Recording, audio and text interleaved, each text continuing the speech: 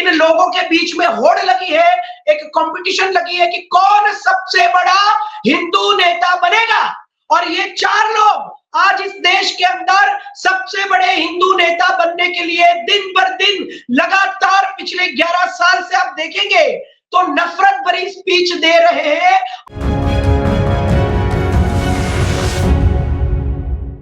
नमस्कार दोस्तों, एक बार फिर से आप सभी का स्वागत है DS4 न्यूज में। आज हमारे साथ खास मेहमान गुजरात से जुड़ चुके हैं। जी हाँ, आपने नाम सुना होगा अमित शाह जी का, लेकिन आज हमारे साथ सागर शाह जी जुड़ चुके हैं। गुजरात की धरती से आते हैं।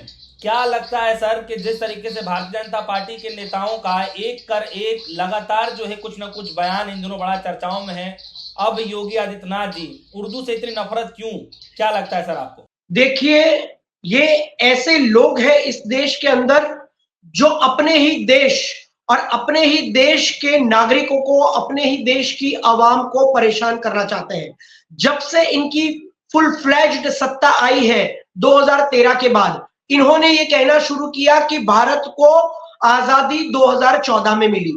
यहीं से ये लोग नफरत के बीज बोए जा रहे हैं, बोए जा रहे हैं, बोए जा रहे हैं। और आज 11 साल के बाद इस भारत देश में ऐसी परिस्थिति निर्माण हो चुकी है, यह साबित हो चुका है कि सबसे ज्यादा नफरती हेट स्पीच देने वाले लोग अगर किसी भारतीय पक्ष के अंदर मौजूद है तो वो साबित हो चुका है, वो भारतीय जनता पार्टी है।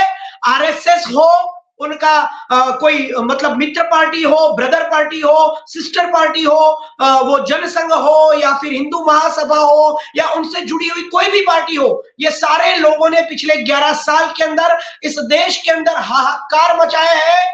पुराने मुगल जमाने के, मुगल एरा के नामों से लेकर टेक्स्ट बुक के अंदर टेक्स्ट को फिर से रीराइट करने से लेकर, नाम बदलने से लेकर और हर जगह पर इन लोगों ने ये बातें फैलाई है कि इस देश के अंदर, इस देश के जो लोग हैं उसमें सबसे पहला हक सिर्फ और सिर्फ हिंदुओं का है।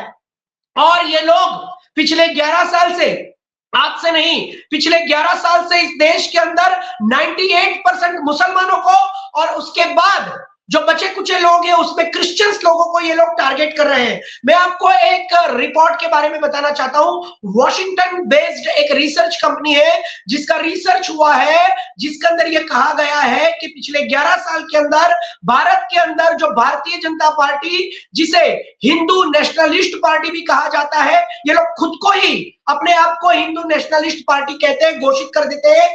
ऐसे लोगों में शीर्ष नेतृत्व खुद देश के प्रधानमंत्री से लेकर, गृह मंत्री से लेकर, राज्यों के मुख्यमंत्री, जैसे अगर आसाम की बात करें तो हिमंता बिस्वा शर्मा से लेकर उत्तर प्रदेश जो देश का सबसे बड़ा राज्य है उसके मुख्यमंत्री योगी आदित्यनाथ, ऐसे 4 बड़े शीर्ष नेता, इन लोगों के बीच में होड़ लगी है, एक कंपटीशन लगी है कि कौन सबसे बड़ा हिंदू नेता बनेगा।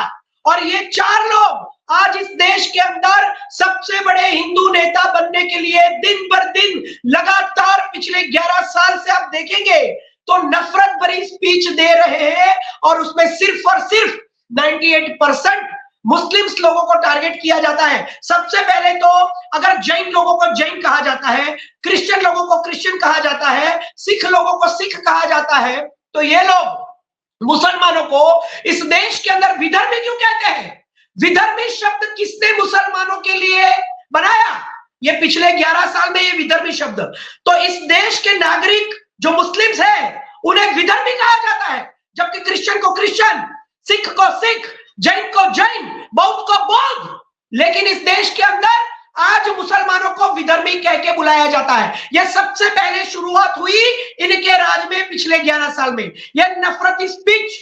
उसके बाद जो मुगल एरा के सारे नाम हैं, चाहे वो गलियों के नाम है, रास्तों के नाम है, स्टेडियम्स के नाम है, शहरों के नाम है। देखिए, जहां पर प्रयागराज आज कुंभ का मेला हो रहा है, इसका ओरिजिनल नाम क्या था, उसको बदलकर प्रयागराज किया गया है। और पूरे भारत में सबसे बड़ा मुस्लिम मेजोरिटी वाला राज्य है जम्मू एंड कश्मीर, उसका राज्य का दर्जा इन लोगों ने आते ही छीन लिया और उसे दिल्ली के अंडर में ला दिया। पूरे भारत के अंदर ये चारों नेता, अब देखिए नरेंद्र मोदी ने 2024 के इलेक्शन के अंदर नफरत भरी स्पीच दी थी, मुसलमानों को घुसपैठिया कहा था, उन्होंने कहा था कि ये अगर फिर से राज करने आ गए तो आपकी संपत्ति हड़प जाएंगे, आपकी गाय भैंसे हड़प जाएंगे, आपका मंगलसूत्र छीन लेंगे। ये नफरत भरी स्पीच नरेंद्र मोदी ने खुद दी थी। और इस रिपोर्ट के अंदर ये आया है कि ये चार नेताओं ने सबसे ज्यादा पिछले 11 साल में और खास करके पिछले 2 साल में नफरत भरी स्पीच दी है, जिसमें नाम है देश के प्रधानमंत्री का, देश के गृह मंत्री का, देश के सबसे बड़े राज्य के मुख्यमंत्री योगी आदित्यनाथ का और आसाम के मुख्यमंत्री हिमंता बिस्वा शर्मा का। तो ये चारों नेता कंपटीशन लगाकर बैठे हैं कि कौन सबसे बड़ा हिंदू नेता बनेगा, और हिंदू नेता बनने के लिए ये लोग मुसलमानों को टारगेट कर रहे हैं। सिंपल। क्या लगता है कि जो ये उर्दू शब्द का जिक्र कर रहे हैं, तो क्या लगता है कि ये उर्दू सुनते ही अंदर से कुछ जो भड़ास है वो निकल रहा है, या फिर कहना कुछ और चाहते थे, निकल कुछ और गया? वो कहना क्या चाहते हैं और क्या कह देते हैं उन्हें पता ही नहीं चलता है, और उन्हें परवाह भी नहीं होती है। उर्दू शब्द क्या, मैंने बोला ना कि पिछले 11 साल से मुस्लिम से और खास करके इस्लाम धर्म से जुड़ी हुई हर बात, चाहे वो उसका टेक्स्ट हो, उसका लिटरेचर हो, जगहों के नाम हो, उनके मदरसे हो, उनकी कास्ट हो, हर या उनकी मेजोरिटी वाला राज्य हो, हर जगह को ये लोग नफरत करते हैं। आपको मैं बता देना चाहता हूं कि हिमंता बिस्वा शर्मा ने भी 2024 के लोकसभा इलेक्शन से लेकर अभी जो झारखंड में चुनाव हुए उसके अंदर राहुल गांधी को बोला था कि राहुल गांधी मुसलमान है, उसको मैं बांग्लादेश में भेज दूंगा। और ढूंढिए पूरे झारखंड में बसे हुए आलमगीर को ढूंढिए, अकबर को ढूंढिए, बाबर को ढूंढिए, हुमायूं को ढूंढिए और सबको पकड़िए और सबको भेज दीजिए बांग्लादेश। हमें मुस्लिम के वोट्स की जरूरत नहीं।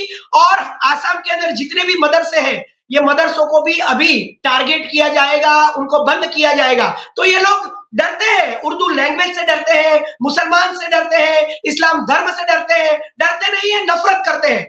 ऐसे स्टेटमेंट्स दे देकर आज पूरे भारत में हिंदू मुस्लिम्स के बीच गुजरात 2002 का मॉडल प्रचारित करना चाहते हैं। सर, सवाल ये भी है कि मैं एक जगह देख रहा था, तो योगी आदित्यनाथ जी के बयान के बाद जो सोशल मीडिया पे लगातार ट्रेंड है, तो लोग जो है कमेंट अपने अपनी राय रखते हैं। वो ये कह रहे थे कि जो है उन्होंने क्या गलत कहा है, तो उर्दू पढ़ने के बाद आदमी मौलवी ही बनेगा, और क्या बन सकता है? देखिए, हर लैंग्वेज में हर कोई स्कॉलर होकर, हर कोई पढ़ाई करके, हर कोई हायर लेवल की लैंग्वेज पढ़ के या जो अभ्यासक्रम होता है, जो एजुकेशन होता है वो लेकर वो स्कॉलर बनता है। आप इंग्लिश में उसको स्कॉलर कहें, आप हमारी हिंदी भाषा में बात करें या संस्कृत भाषा में बात करें तो उसको पंडित कहते हैं, अगर उर्दू में बात करें तो उसको मौलवी कहते हैं। तो उसमें क्या गलत है? कोई पढ़ा लिखा आदमी, कोई एजुकेटेड आदमी, कोई स्कॉलर आदमी हर अलग अलग लैंग्वेज में अगर पढ़ेगा तो वो उसको ये अलग अलग नाम से बुलाया जाएगा। जैसे देखिए, हमारे भारत के बहुत फेमस राइटर है, मॉडर्न राइटर जो हिंदी और उर्दू का यूज करते थे, मुंशी प्रेमचंद। तो ये मुंशी शब्द उनके लिए प्रयोग किया जाता है। क्यों? क्योंकि मुंशी शब्द जो है वो बेसिकली पर्शियन से इन्फ्लुएंस्ड है। लेकिन जब भारत में 12वीं सदी में जब सल्तनत मुगल यहाँ पर थे, मुगल सल्तनत थी, तब यहाँ की जो लोकल हिंदी बोली जाती थी, ओल्ड हिंदी, और उनके साथ इंटरेक्शंस करते करते पूरे भारत में नॉर्थ के और दिल्ली के जो एरियाज है वहां पर उर्दू का उद्भव हुआ। उर्दू भारत में बोली जाती है, उर्दू भारत की भाषा है, उर्दू किसी और देश में नहीं बोली जाती है। अब पाकिस्तान में इसीलिए बोली जाती है क्योंकि तब पाकिस्तान और भारत एक था। आजादी के बाद जब विभाजन हुआ तो पाकिस्तान बना, तो इसीलिए भारत और पाकिस्तान में उर्दू का सबसे ज्यादा प्रचलन है।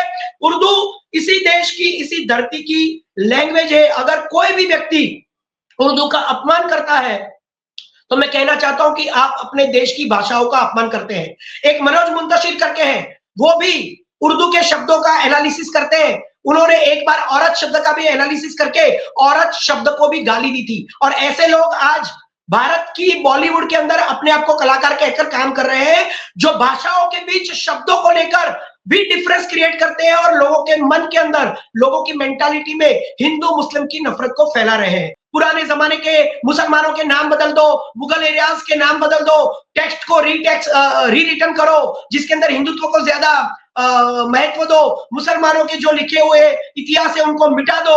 उसके बाद हर लैंग्वेज के शब्दों के बीच में भी डिफरेंस क्रिएट करो कि आप महिला बोले, आप वुमन बोले, लेकिन आप औरत ना बोले, क्योंकि औरत शब्द का असली अर्थ ये होता है। ऐसा करके मनोज मुंतशिर जैसे लोग भी आज पॉलिटिकल फायदा लेने के लिए, लाभ लेने के लिए, बॉलीवुड के बड़े बड़े कलाकार, बड़ी बड़ी सेलिब्रिटीज, दूसरी सेलिब्रिटीज भी इसी तरह से मोदी सरकार को नफरत फैलाने में डायरेक्टली और इनडायरेक्टली मदद कर रही है।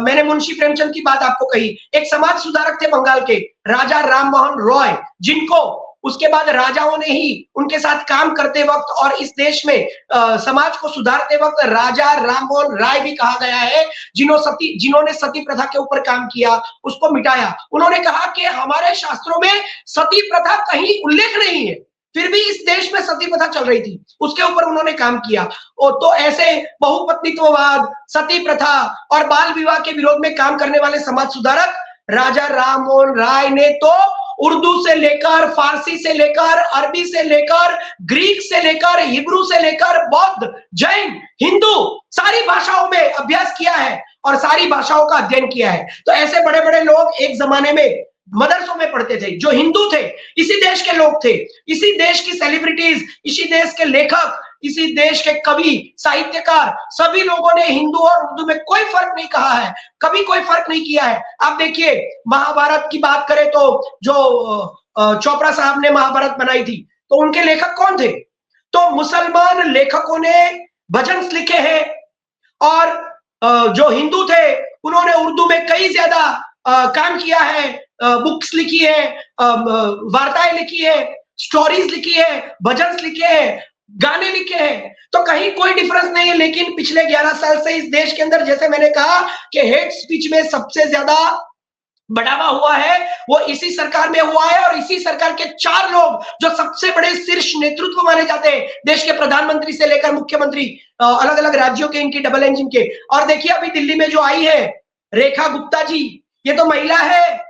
ये भारतीय जनता पार्टी के पुरुष नेता तो गालियां बोलते ही बोलते हैं, लेकिन इनकी महिला नेताएं भी कुछ कम नहीं है। अब देखिए, अब जब मुख्यमंत्री बन गई तो उनके पुराने ट्वीट जो गालियों से भरे हुए थे, उन्होंने अरविंद केजरीवाल को एक गाली दी थी। ऐसी गाली मैं यहाँ पर बोल नहीं सकता। आप समझिए कि ये किसी की पर्सनल जातीयता के ऊपर गाली देती है, और कितनी गंदी गाली, ऐसी गाली तो कोई मर्द भी नहीं बोलेगा। यही सच्चाई है। बहुत बहुत शुक्रिया सागर शाह जी, आपने बेशकीमती समय निकाला, हमारे दर्शकों को दिया। फिलहाल जो है योगी आदित्यनाथ ने जो ये बयान दिया है, उत्तर प्रदेश में ही नहीं, अब तमाम राज्यों में जो है इस बात की गूंज सुनाई दे रही है कि आखिर योगी आदित्यनाथ ने जो इस तरीके की बातें कही हैं, इसके पीछे का मकसद क्या हो सकता है। तो गुजरात के रहने वाले सागर शाह जी से हमने सोचा कि इस बात विचार किया जाए और वहां पे क्या चल रहा है इस बात को लेकर, सागर शाह जी की बातों को लेकर आपके मन में क्या कुछ चल रहा है, इस वीडियो के कमेंट सेक्शन में जा करके जरूर अपनी बात रखिएगा। फिलहाल के लिए दीजिए इजाजत। न्यूज, धन्यवाद।